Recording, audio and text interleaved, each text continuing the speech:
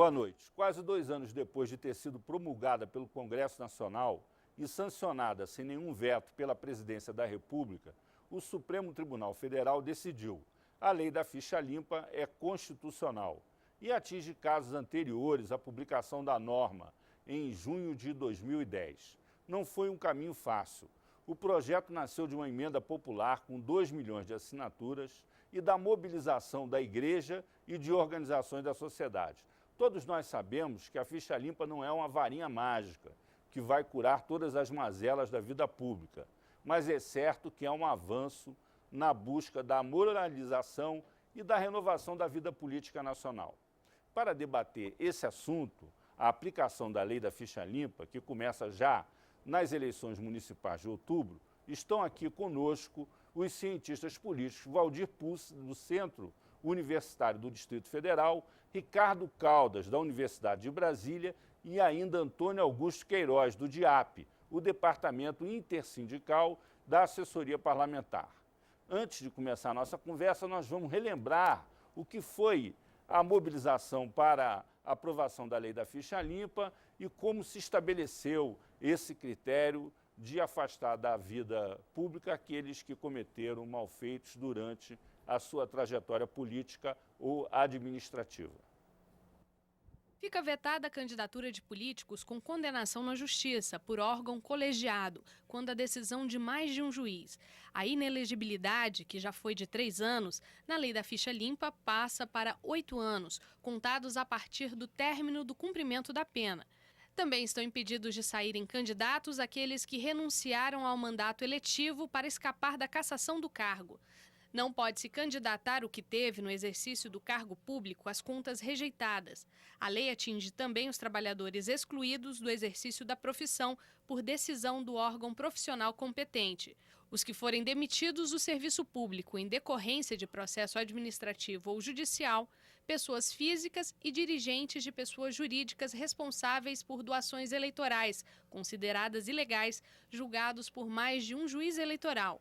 E os juízes e integrantes do Ministério Público, que forem punidos com aposentadoria compulsória, também não podem ser candidatos por 8 anos. Essa pode ser a eleição do voto limpo? A lei da ficha limpa muda o quadro político. A lei da ficha limpa melhora a qualidade da vida política brasileira? Nós vamos começar então respondendo essas perguntas aí de telespectador. Toninho, o que você acha disso? Pois é, a lei do ficha limpa foi instituída no Brasil, na prática, pela emenda revisional número 6 de 94, quando Nelson Jobim foi o relator da revisão constitucional e inseriu na Constituição a possibilidade de considerar a vida pregressa de qualquer pretendente a ingressar num cargo público, né, para efeito de inelegibilidade.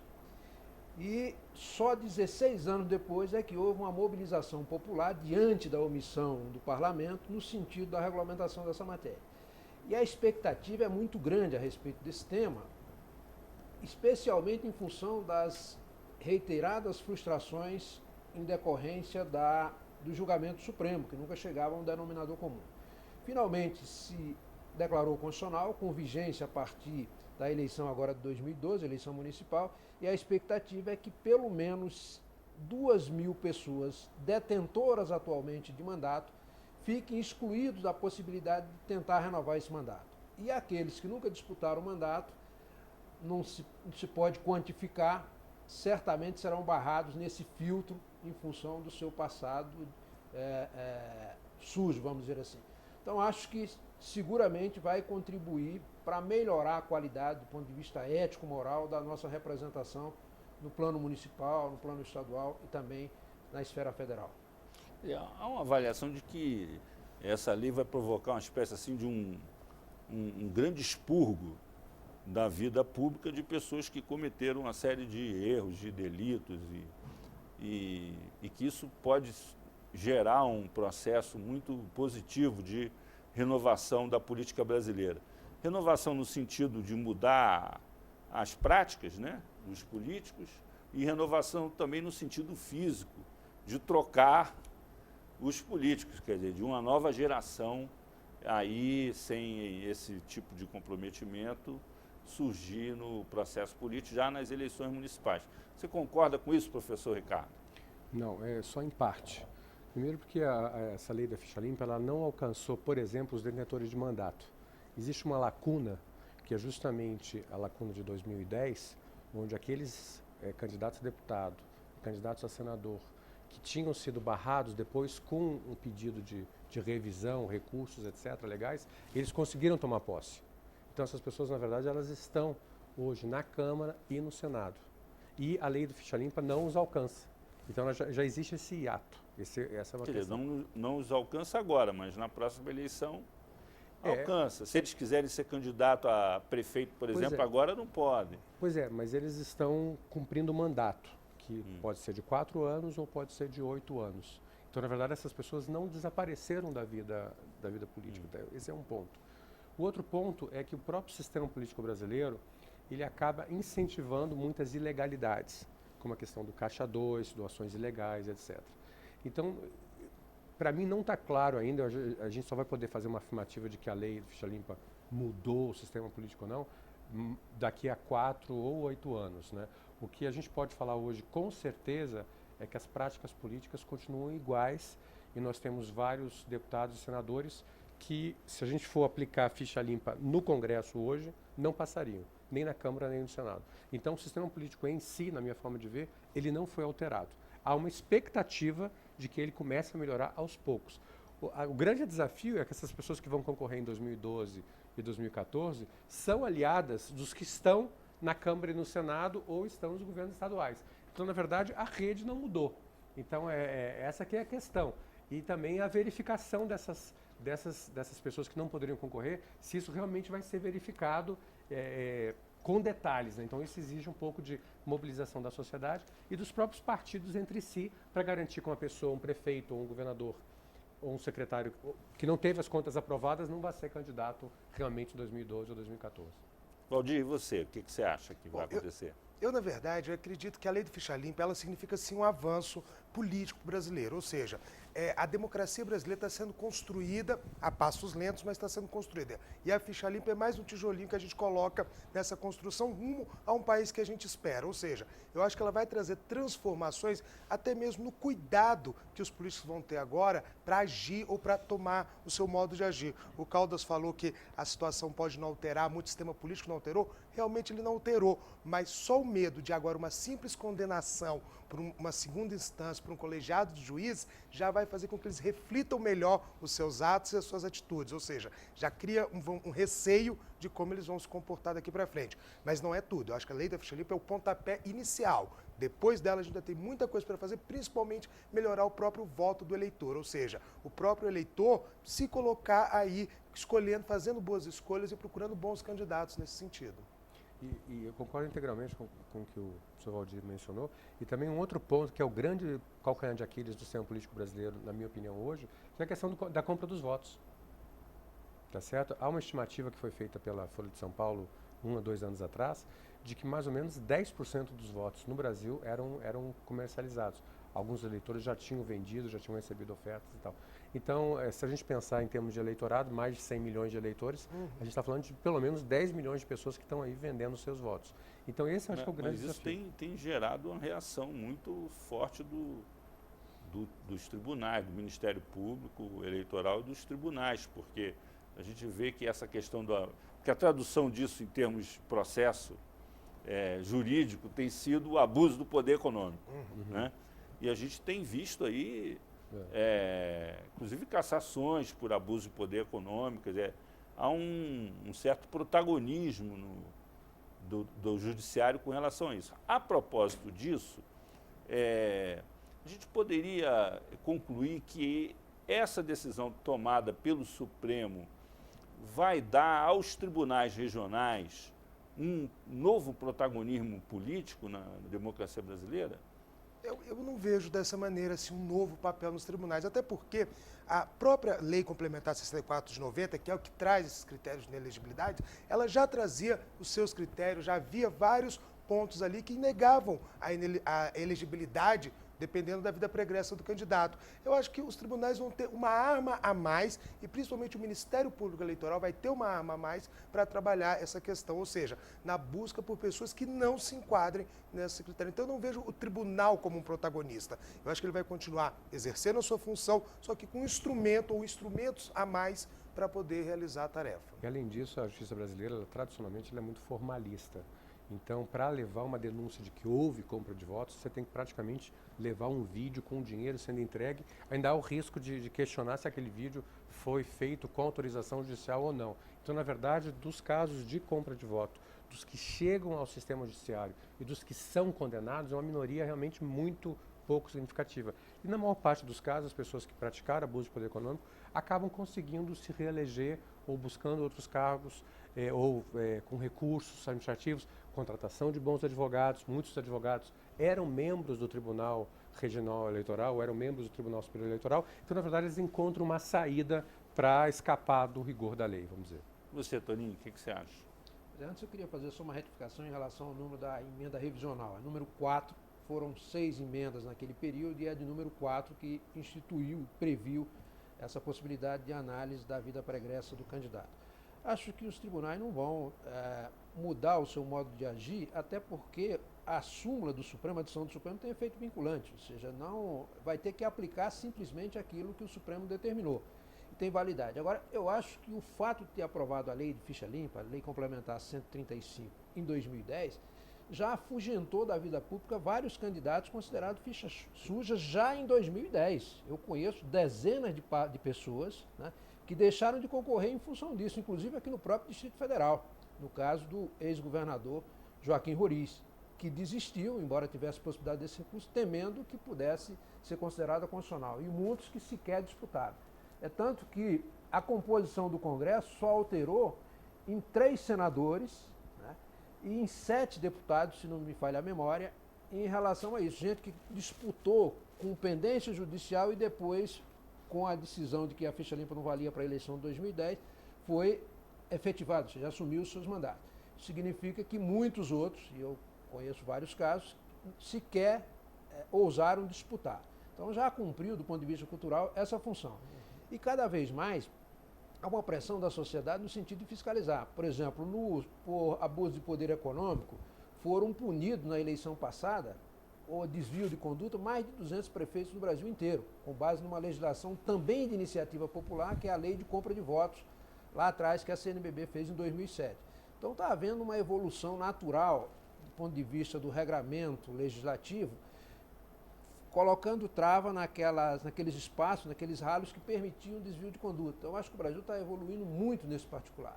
Precisa agora uma reforma política em que se defina, em primeiro lugar, a questão do financiamento de campanha. Enquanto for privado, vai haver corrupção, porque ninguém dá dinheiro sem exigir uma contrapartida, no setor privado, né? E o segundo aspecto se for financiamento privado, fazer como se faz nos Estados Unidos. Só pessoa física contribui e com valor determinado, né?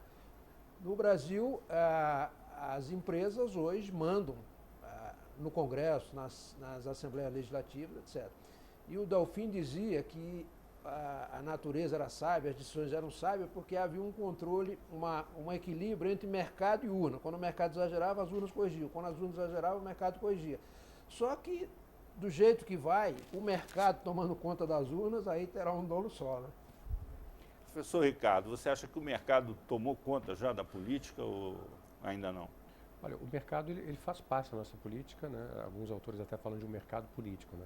Mas a gente não pode ignorar que um candidato a deputado estadual ou federal, ele concorre no estado inteiro, então isso coloca uma pressão financeira nele muito grande para levantar recursos, né? Então, enquanto a gente tiver com um sistema como a gente tem hoje de lista, que você concorre em todo o território, né? Você não tem como fugir disso. Eu só queria fazer um contraponto aqui ao que o nosso colega do DIAP disse, que da mesma forma que muitas pessoas desistiram de concorrer, muitas pessoas que tinham uma ficha suja concorreram e ganharam, com liminar ou não importa, mas elas chegaram ao Congresso e elas continuam muito influentes, né? Então, nas suas oligarquias municipais ou estaduais, a gente não pode ter a ilusão de que esse Congresso que foi eleito em 2010, tomou posse em 2011, seja qualitativamente melhor. Eu tenho dúvidas em relação a isso. Eu até pessoalmente acredito que ele seja pior. Então, o que eu concordo com o Toninho é que houve uma quebra de paradigma. Isso eu acho que é muito importante. Foi dado um aviso de que a sociedade queria mudança. E esse aspecto psicológico, eu colocaria dessa forma, ele inclusive afetou o próprio Supremo. Tanto é que o Supremo, em 2010, estava praticamente empatado, vamos dizer assim, em 2010, e em 2011, do final de 2011 para 2012, a gente já sentiu essa mudança psicológica dentro do próprio Supremo. Ou seja, se havia um certo ar de desprezo, de descaso pela lei do ficha limpa em 2010, dos próprios ministros do Supremo, em 2011 e 2012 eles já se portaram de uma outra forma. Então, esse aspecto psicológico eu acho que é muito importante. Aqui no Distrito Federal, a gente sentiu esse aspecto psicológico também na questão do 14º e 15º salário, que a maioria dos deputados estava dizendo, sim, eu recebo e tal, qual o problema? Né? E aí, procurados pela imprensa, então a imprensa está também contribuindo, mais do que a sociedade, né, para que esse aspecto psicológico ele realmente seja consolidado. Porque senão ela pode ser mais uma lei que não pegou. Que não pegou. Nós vamos fazer um intervalo, voltamos daqui a pouco com 3-1, discutindo a aplicação da lei da ficha limpa, a sua relação com eleitor e outras coisas mais. Até já.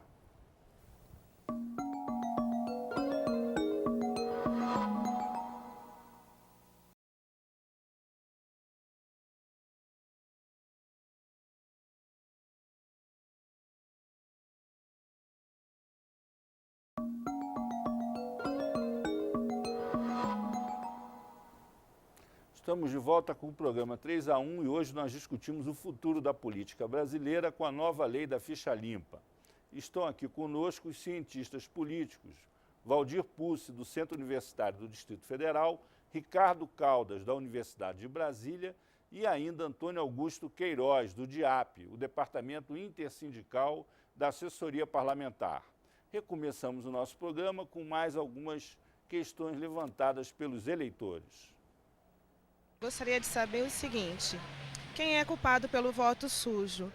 O brasileiro, né, o povo brasileiro, quem vota, ou o partido que os registra? Eu acho que justifica a gente continuar lutando e tirando esses elementos, realmente fazendo uma ficha limpa. Tá? O cara, para assumir um cargo, ele tem que também passar por uma ficha limpa. Ah, vai ser nomeado assessor, vai ser nomeado diretor? Olha a ficha do elemento, para ver se realmente compensa.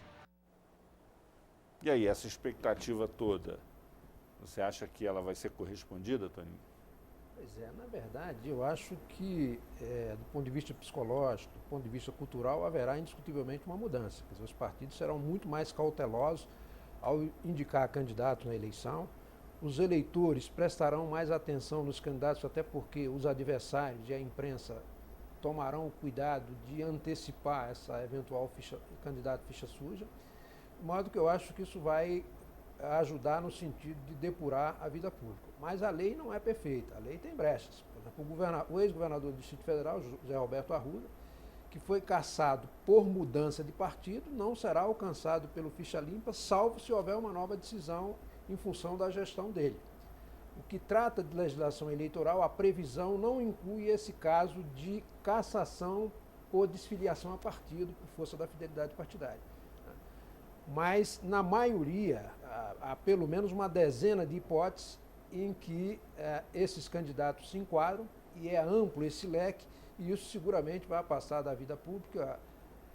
Pessoas que abusaram sexualmente e foram condenadas em função disso, terrorista, alguém que lavou dinheiro, que praticou os mais variados crimes elencados naquela lei, e isso seguramente contribui para que se acredite mais nas instituições, particularmente naquela que representa o povo brasileiro, tanto no nível municipal, estadual quanto federal. Agora, nesse caso do Arruda aí, o que houve? Foi uma barbeiragem de quem fez a denúncia, ou foi um artifício que se usou para tirar ele do poder e agora isso tem consequências eleitorais? O que eu acho houve? que, na verdade, foi um jogo combinado, né? O DEM, que era o partido do Arruda, se sentindo constrangido com o fato de ter em seus quadros o único governador, naquela ocasião, com esse histórico de crimes praticados, se antecipou, como ele pediu a desfiliação do mandato, então pediu a expulsão ou a cassação desse mandato, o que o Supremo decidiu em 2007, que o mandato pertence ao partido. Quem mudar de partido ou deixar esse partido sem motivo justificado, perde o direito a continuar no exercício desse mandato. Foi isso que aconteceu, mas o Arruda será julgado pelos outros processos, e se esses processos não forem julgados até a eleição de 2014, ele poderá concorrer, na minha avaliação. E você acha que serão julgados ou não? Acho que serão julgados, seguramente. O Ministério Público está fazendo uma apuração cuidadosa, demorada, mas cuidadosa, para fundamentar adequadamente toda essa máfia que se instalou aqui no Distrito Federal e punir de forma rigorosa os responsáveis por esses desvios de conduta e de recursos públicos. Vamos pegar aqui o case, né? O Distrito Federal. Como é que você explica isso? Na capital federal a gente tem uma espécie assim de uma síntese do que acontece pelos grotões do Brasil, nos estados. Isso é sinal de que o fenômeno ele está completamente disseminado, uma espécie assim, de metástase do sistema político, ou é uma peculiaridade de Brasília? O que você acha, Ricardo? Na minha opinião, primeiro se comprova que a corrupção no Brasil não é localizada, ela é sistêmica e endêmica. E, em segundo lugar, as pessoas tinham expectativa que o DF seria diferente, o Distrito Federal daria um exemplo, seria modelo, etc., etc. E nós tivemos uma oligarquia indicada, que foi no caso do Roriz, né, que saiu e tentou até 2010 concorrer. Se ele não tivesse renunciado à campanha dele, tivesse ido até o final e tivesse sido eleito pela população, ele seria governador. Tá? O Arruda, que teve associado a ele, fez parte do grupo dele, repetiu todas as tradições clientelistas que foram trazidas por ele e, atualmente, se a gente for olhar com rigor a Câmara Distrital, etc., a gente vai ver que os atores não são essencialmente diferentes. Então, o DF simplesmente ele replica o que acontece no Brasil inteiro.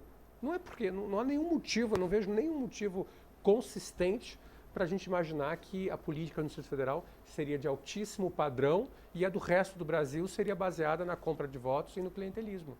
Ela simplesmente reflete o que as práticas do Brasil. As pessoas, em geral, acham o contrário. Acham que a política aqui, fora de Brasília, as pessoas acham que a política aqui é pior do que nos seus estados. Isso é muito comum aí, quando você viaja pelo Brasil, você ouvir. Como é que é esse fenômeno? Isso é uma imagem que se construiu, é um fato... As pessoas bem informadas sabem que se você for no interior do país, nas cidades, o que se pratica hoje é mais ou menos generalizado, tá certo? É que as pessoas às vezes falam, mas lá é pior, porque elas não sabem o que está acontecendo na cidade delas. E eu também acredito, Caldas, que seja até uma questão de percepção mesmo espacial. Se você pegar um americano, por exemplo, e perguntar a ele qual é a cidade mais corrupta dos Estados Unidos, ele vai apontar Washington, porque é uma visão do centro político. E a política, em qualquer lugar do mundo, se associa à corrupção por N motivos, culturalmente, historicamente. Então é uma questão... Plano local ou nacional? Plano local ou nacional, ou seja, Brasília incorpora essa visão de ser corrupta por esse sentido, ou mais corrupta do que os outros estados. Mas concordo plenamente com o professor Caldas, indifere em nada com o que acontece nos restantes do país. É a mesma política, a mesma cultura política que, infelizmente, a gente ainda tem no Brasil. Então, vou fazer aqui um parênteses aí para a gente discutir.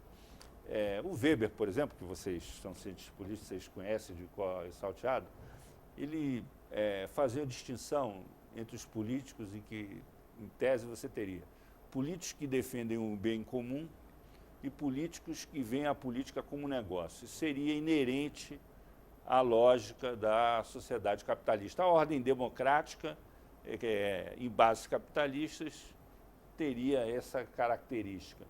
No Brasil, todo mundo defende o bem comum. Você não tem ninguém que vê a política como negócio, quer dizer, que se assume, né, vendo a política ou fazendo negócio na política. Todo mundo é a favor do bem comum e tira proveito, né? Uma boa parte tira proveito do bem comum. Como se poderia superar essa coisa de maneira que cada um assumisse a sua verdadeira vocação política e isso fosse também tratado como uma coisa que faz parte do jogo democrático? e de uma sociedade capitalista, ou seja, essa relação do público com o privado. Como é que isso poderia ser tratado no Brasil? Bom, o Weber fazia essa divisão, né, clássica, quem vive da política e para a política, né? Então, no Brasil, não tenho dúvida que 90% dos deputados e senadores vivem da política no sentido, não que eles não tenham recursos próprios, né, mas que eles querem extrair o máximo da política. Inclusive, o inicial, o básico, é repor os recursos de campanha. Então, esse é o primeiro mandamento. Se eu gastei 500 mil, 1 milhão, 5 milhões ou 10 milhões na minha campanha, eu quero receber de volta, porque eu não vou ficar com esse prejuízo. Agora, respondendo a sua pergunta, como é que mudaria isso? Eu tenho... Só um parênteses. Isso estava muito associado também à ideia de você ter um corte direita e esquerda na política, né? Mas isso está ultrapassado, quer dizer... Pois é, então isso acabou. Não, isso acabou. A esquerda é tão corrupta ou mais que a direita. Eu acho que a pessoa dizer que a corrupção está associada com a direita ou com a esquerda é falta de informação. Agora, o que eu defendo hoje, que eu acho interessante, é um movimento que eu vejo que está crescendo, não sei como é que vocês veem isso, se favoravelmente ou não, é o crescimento do voto distrital, que é uma forma de você fortalecer os laços do eleitor com o eleito. Porque aí o nível de cobrança do eleito é maior, porque você tem o seu deputado. Então, vamos dizer, se a gente mora aqui na Asa Norte ou mora na Asa Sul, a gente tem um deputado da Asa Norte. Então, a gente vai acompanhar não os 24, mas acompanha um. E se ele fez uma coisa errada, fica mais fácil da gente criticá-lo, etc., e até convocar uma nova eleição. Antes da gente entrar nessa discussão sobre o voto distrital, que a gente não vai ter tempo ainda para isso, eu queria fazer uma pergunta para o Tony. Tony, você é o cara que mais conhece o Congresso, os seus atores, porque coordena a pesquisa, já que tem não sei quantos anos, sobre os cabeças do Congresso, faz o perfil dos deputados e tal. Se você fosse fazer essa distinção entre os que vivem da política e os que vivem para a política, como é que isso se modificou ao longo dos anos, pelo menos da Constituinte para cá, na sua opinião? Eu acho que modificou nessa perspectiva para melhor. Para melhor? Para melhor. Quer dizer, hoje o número de parlamentares com origem nos movimentos populares em relação à Constituinte aumentou significativamente. Pessoas com raízes, com bases sociais efetivas, né? A quantidade de pessoas que no passado, políticos tradicionais, que viviam exclusivamente da política, que enriqueceram na política, né, diminuiu hoje em relação àquele período. Era muito maior, você tinha muito mais coronéis, muito mais pessoas e menos que se enriqueciam da política, entravam na política por interesse econômico. Então, eu acho que desse ponto de vista melhorou. O que piorou foi a qualidade dos parlamentares do ponto de vista intelectual, do ponto de vista de formulação de política pública, do ponto de vista do debate. Isso realmente caiu muito o nível do Congresso Nacional. Mas nessa perspectiva, e aí eu digo com segurança absoluta, que eu acompanho isso há muito tempo, houve melhora significativa. Você está falando uma coisa que está completamente na contramão do que é o senso comum, né? Exatamente. Porque as pessoas imaginam o contrário. O Brasil é percebido como um dos países mais corruptos do mundo. A Transparência Internacional faz a pesquisa, né? O levantamento é feito a partir de pesquisa. Você pergunta para a população. Ora, se culturalmente nós desconfiamos excessivamente dos políticos, qual vai ser a resposta natural das pessoas? Mas que o Brasil avançou muito do ponto de vista dos controles, avançou. Hoje, 99,99% das denúncias promovidas pela imprensa são produto de garimpagem de informações em portais oficiais. A imprensa não se dá mais ao trabalho de ir atrás de uma fonte original ou de um trabalho de investigação próprio. Ela vai investigar nas bases de dados do governo que estão disponíveis para qualquer cidadão investigar. Então, houve um aumento significativo da transparência. Isso vai aumentar muito mais ainda com a Lei de Acesso à Informação, que será implementada plenamente nos próximos meses, de modo que o que houve, na minha avaliação, foi um aumento da visibilidade, né, da visitação aos agentes públicos, né, com essa disponibilização, com essa obrigatoriedade de tornar público todos os seus atos. O próprio Supremo, quando julga um processo da importante ficha limpa, ele não faz pela televisão, qualquer cidadão assistindo. Isso era impensável há 20 anos atrás, né? Em muitos Então, houve países continua sendo impensável. Né? Exatamente. Agora, Houve Valdir, você avanço desse ponto de concorda vista. com essa avaliação que ele faz? Não, eu, na verdade, eu não vejo esse avanço do Congresso nesses anos, não. Muito pelo contrário, eu acho que o Congresso ele regrediu bastante. Eu vou pegar até um gancho com a questão do Weber, que outra questão que o Weber fala muito, que eu acho muito interessante, que é a questão da prática da política negativa. E a gente fala em política negativa, pensa muito em corrupção, e não é isso. O que o Weber fala de política negativa é aquele Congresso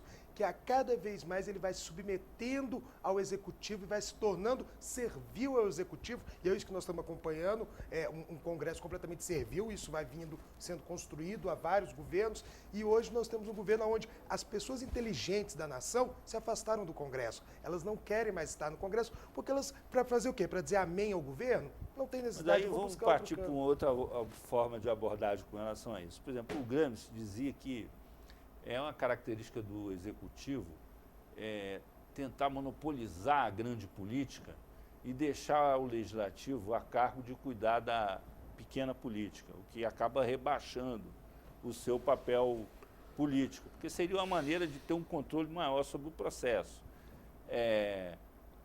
Você acha que isso está acontecendo na política brasileira, Ricardo? Eu não tenho dúvida sobre isso. Tanto os deputados quanto os senadores, eles viraram, inclusive até a crítica que muita gente faz contra o voto digital, né, é que vai transformar os deputados e senadores em vereadores federais. Mas eles já são.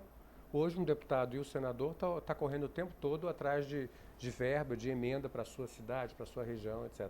Então, eu acho que isso já está acontecendo. Eu só queria acrescentar, eu concordo integralmente com o professor Pucci disse, da deterioração do Congresso, e eu diria que isso vem com a Constituição, com a nova Constituição de 88, que transformou o Congresso realmente num departamento, né, do Poder Executivo. Agora eu vou mais longe. O Poder Executivo também caiu de padrão dos próprios ministros. E as denúncias que foram feitas, aí eu discordo aqui do nosso colega do Tiago, mais uma vez, ele sempre discorda, né? Porque ele sempre é provocativo, né? Mas eu sempre aprendo com ele. É que, na verdade, as denúncias não são levadas a cabo e elas não vão até o final. O Tribunal de Contas é mais rigoroso quanto menor for o tamanho do município.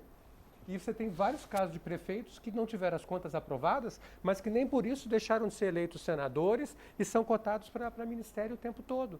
E nesse governo que nós estamos agora, sem entrar no mérito, mas nós tivemos uma saída de ministro a cada 2 meses por denúncias de corrupção. Então, a gente ficar falando que a gente está vivendo um novo sistema político, uma nova era, não é verdade. Essa é a não demonstração condiz mais com os fatos. cabal de que houve ampliação da transparência. Ou você acha que os ministros anteriores eram honestos completamente? Não eram. Não tinha um desvio de conduta? Mas a questão é do padrão. O padrão do político não mudou. Até porque... Olha, nós vamos fazer um intervalo. Agora que a discussão esquentou, não é por isso não, é por causa do tempo mesmo. Nós voltamos daqui a pouco tratando desse assunto aqui na TV Brasil com 3-1.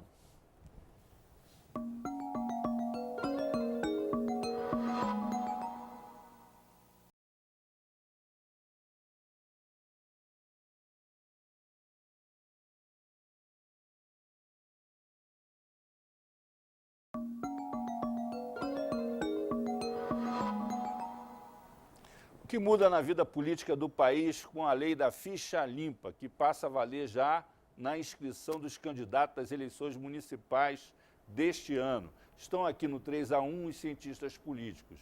Valdir Pucci, do Centro Universitário do Distrito Federal, Ricardo Caldas, da Universidade de Brasília, e ainda Antônio Augusto Queiroz, do DIAP, o Departamento Intersindical da Assessoria Parlamentar. Antes de voltarmos ao debate, nós vamos ouvir Fernando Neves, ex-ministro do Tribunal Superior Eleitoral, que não acredita em enxurrada de demandas judiciárias na aplicação da lei, mas chama atenção para a questão da retroatividade da sua aplicação, que aí sim pode causar muita confusão ainda.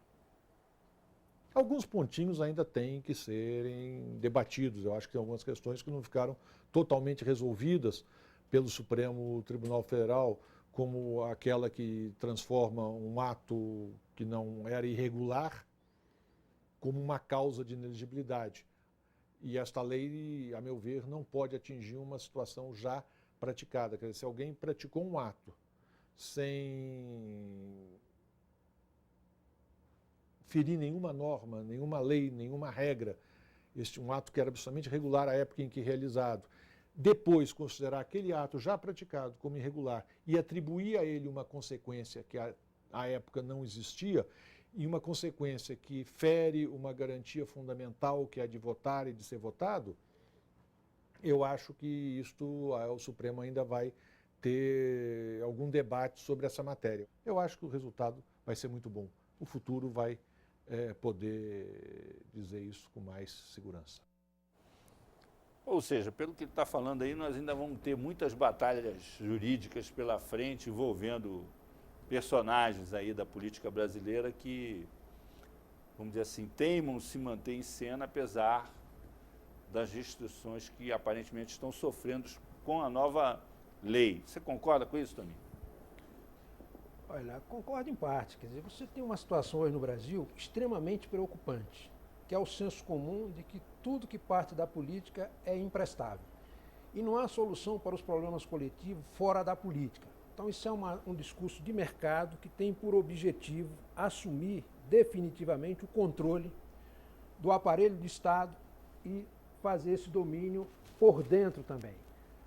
Vamos verificar, por exemplo, o fato de pessoas que poderiam contribuir com a vida pública que estão fora. Por que elas estão fora? Elas estão fora por basicamente alguns custos. Primeiro custo de campanha, que é muito elevado, tem que corrigir isso. Segundo, custo de imagem. Ninguém que tem uma vida organizada vai ser aconselhado a ingressar na vida pública. Pelo contrário, é desaconselhado pela família, pelos amigos, pelos sócios, pelos vizinhos, pelos colegas de clube, de profissão, etc. Porque vai se misturar com essa gente corrupta, etc. Hoje, nenhum servidor público de carreira concursado quer assumir um cargo que ordene despesa, porque está sujeito a ser preso, como a Polícia Federal fez com uma pessoa como o Colbert Martins, que é um homem decente. Não tem nada contra ele. Ele assinou um documento mandando pagar uma fatura que estava autorizado por todas as instâncias previstas no ordenamento jurídico, né? Então, há uma caça, uma fúria em relação a isso que é assustadora. Quem perdeu a eleição não se conformou. Hoje nós temos uma situação que é a seguinte. Você acha que há um cenário assim que, uma espécie assim de misturar alhos com bugalhos na hora de tratar dessas questões, uma certa leviandade, vamos dizer assim, seguramente, nas denúncias, nas ações? Denúncia irresponsável nesse país é uma coisa assustadora e não há punição para isso. Mas você atribui isso a quê?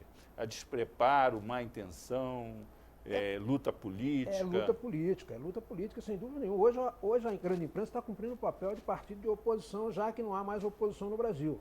Há uma coincidência de agenda tal que a oposição renunciou ao debate de projetos políticos. Você não tem debate de projeto político.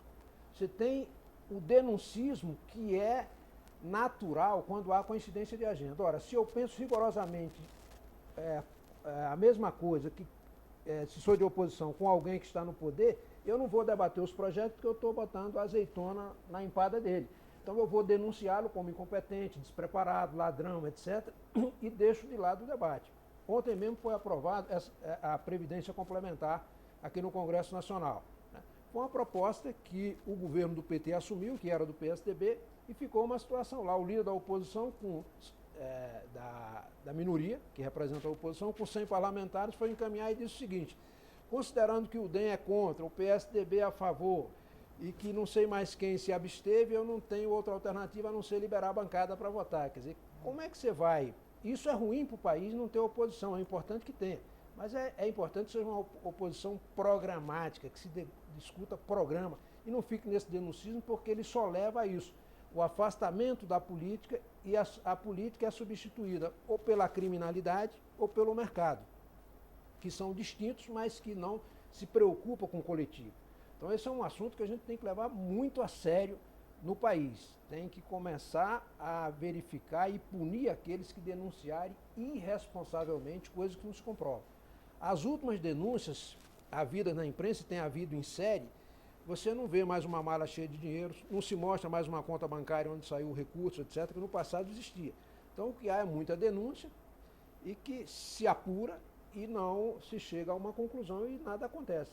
Hoje você tem a Polícia Federal agindo, tem o Ministério Público, tem o Tribunal de Contas da União, tem órgãos da sociedade fiscalizando, contas abertas, acompanha diariamente, e outras organizações, né? Então há um controle grande. É claro que há desvio de conduta e quando há, tem que ser punido exemplarmente, não pode haver impunidade.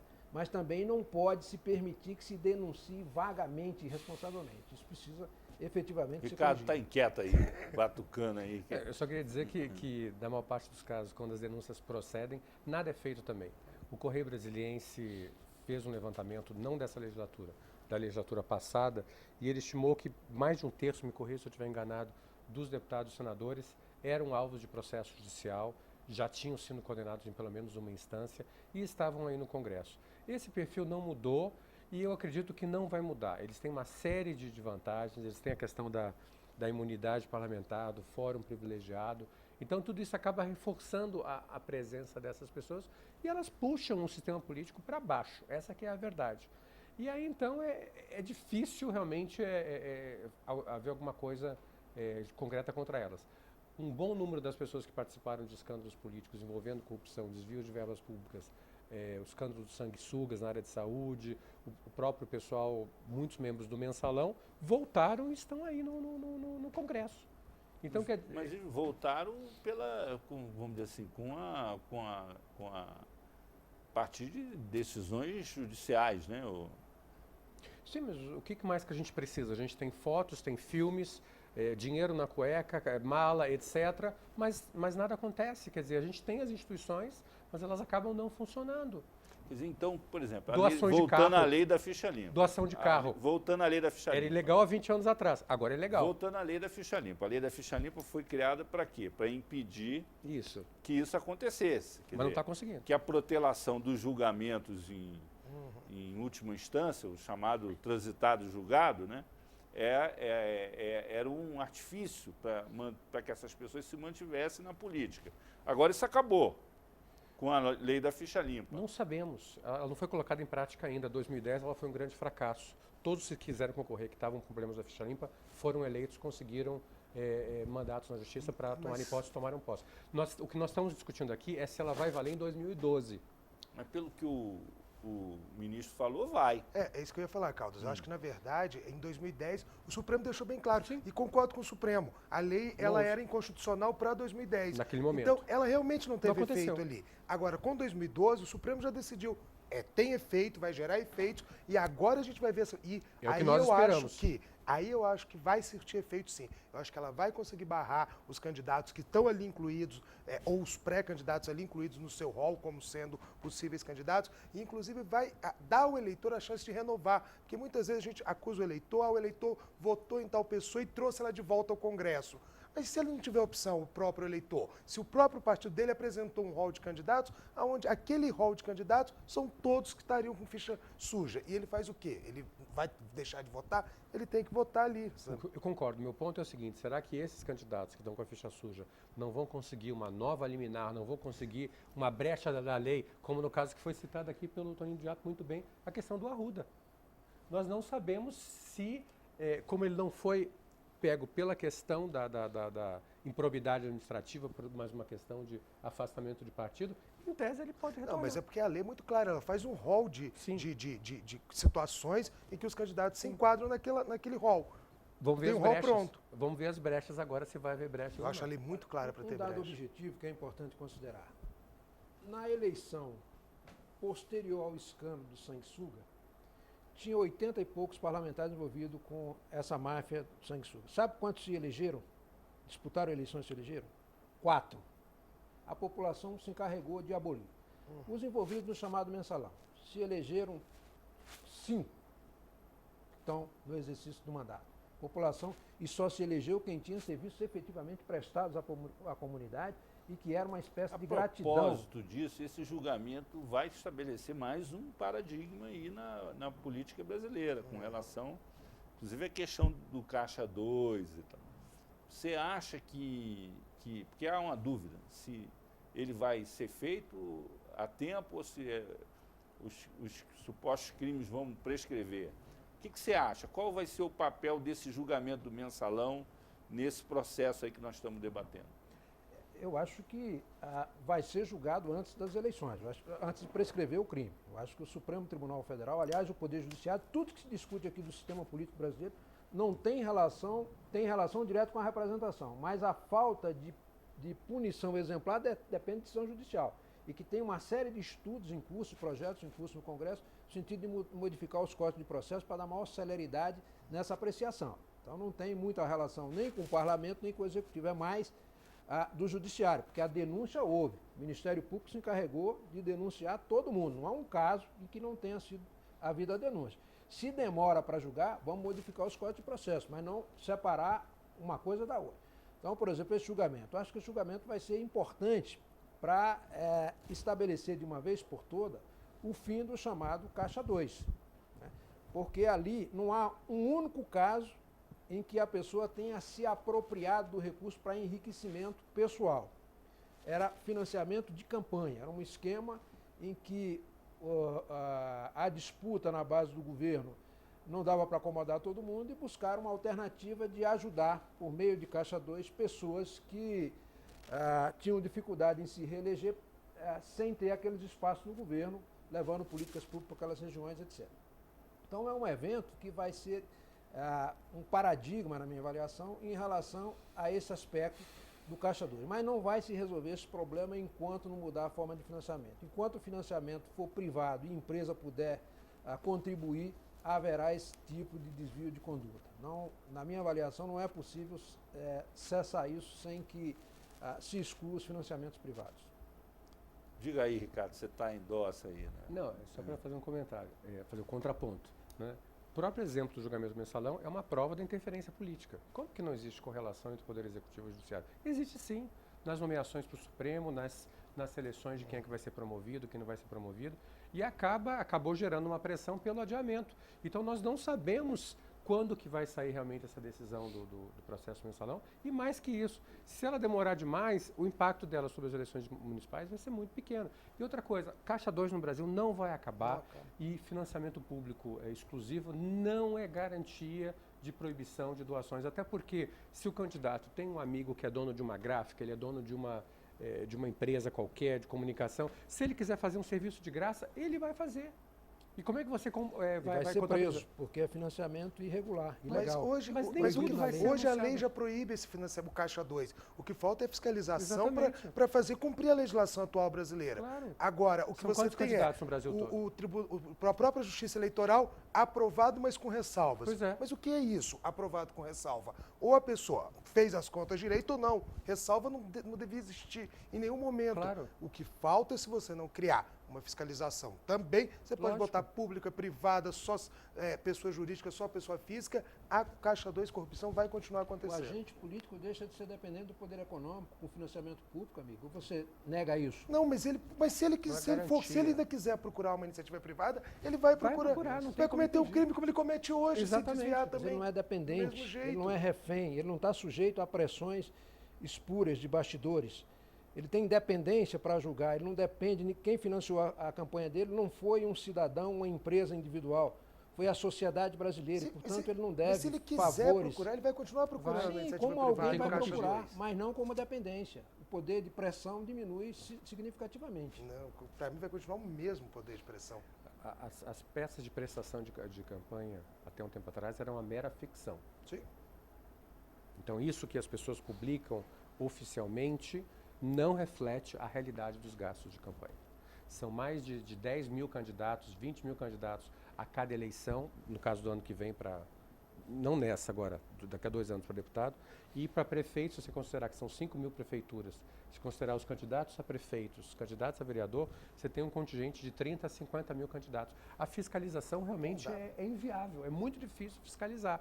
Então ela é baseada em denúncias quando surge. Só que um candidato fez, o outro também fez, então os dois, nenhum deles tem interesse em denunciar. Calda, deixa eu te chamar a atenção para um aspecto que é importante nisso. As empresas, os doadores fazem questão de doar ou pelo Caixa 2 para não aparecer, ou doar para o partido para encobrir para quem efetivamente está contribuindo. Sim. Então, você tem uma situação no Brasil que é o seguinte, o corrupto está sujeito a ser punido, mas o corruptor não. Tem no Congresso um projeto de lei que responsabiliza a pessoa jurídica e isso não anda. Há um projeto de lei no Congresso e não é pressão do governo no sentido de que não anda, até porque o projeto é do governo. Existe um projeto de lei que trata do conflito de interesse, né? Que se estivesse em vigor essa lei, o Palocci não poderia, como deputado, ter feito as consultorias que fez naquele período. Não anda por quê? Porque o presidente de um partido de oposição apresentou recurso para que o projeto não fosse para o Senado, fosse apreciado no plenário da Câmara. E até hoje não foi nem vai ser. Então, com esse tipo de conduta, esse tipo de postura, eu não vejo as pessoas que reclamam tanto dessa falta de transparência se empenharem no sentido de pressionar para que essas duas leis, são duas apenas, sejam aprovadas, que são de iniciativa do Executivo e que estão lá paradas no Congresso Nacional. E, uma vez aprovadas, contribuiria significativamente para evitar esse tipo de lacuna que a legislação hoje deixa para permitir esses desvios. Infelizmente, o nosso tempo acabou, nós vamos ficar por aqui. Agradecemos a presença dos cientistas políticos Valdir Pucci, do Centro Universitário do Distrito Federal, do Ricardo Caldas, da Universidade de Brasília, e ainda do Antônio Augusto Queiroz, do DIAP, o Departamento Intersindical da Assessoria Parlamentar. Uma boa noite para todos e até a próxima semana.